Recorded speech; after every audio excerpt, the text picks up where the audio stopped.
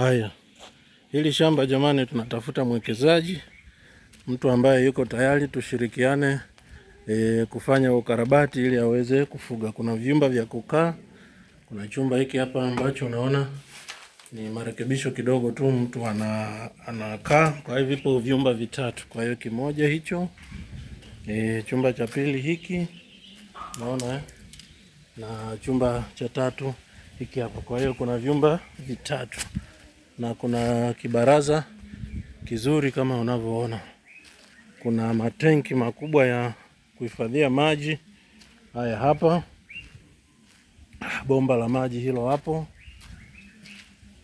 Alafu kuna banda hili. Hili banda lilikuwa linafugiwa nguruwe, lakini hatulimiti. Mtu kama anataka afuge broiler au kuku wa chotara kama Saso na Kroiler pia anakaribishwa.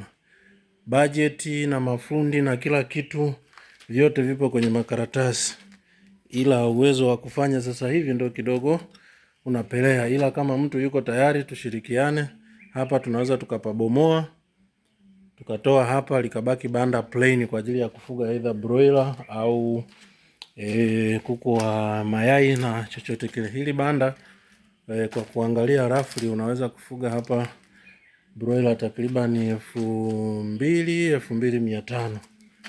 Kibana sana mpaka 3,000 unaweza kufuga. Alafu kija upande huu pia kuna banda jingine ambalo mtu anaweza akafugia pia. Hili ni banda la mbuzi, hili halipo kwenye hesabu, hili mwenyewe bado analitumia. Ila upande huu kuna banda jingine hili hapa. Hili pia unaweza kuweka broiler kati ya 1,500 mpaka 2,000. Kibana sana unaweza kuweka mpaka 2,500.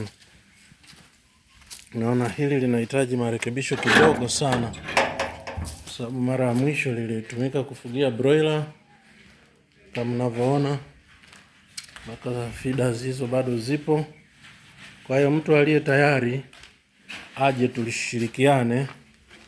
Budget na kila kitu, mafundi wote wapo, ila yeye atoe hela, ukarabati ufanyike, yeye aendelee kutumia kufugia. Kodi hiyo tutakatana kwenye ile gharama ambayo atatoa yeye. Kwa hiyo kuna watu najua wanataka kufuga, ila kutafuta eneo uanze kujenga mabanda ni gharama na inachukua muda mwingi. Lakini kama mtu alishawekeza namna hii na hatumii kwa sasa, na nasema mtu anayetaka kuwekeza na karibishwa, basi hii ni fursa pia. Kwa hiyo maji yapo, sio shida, mabanda ndo haya hapa, na kama kijana wa kukaa nyumba hii hapa, wala haina shida kabisa. Karibuni sana, subscribe kama bado. Asante.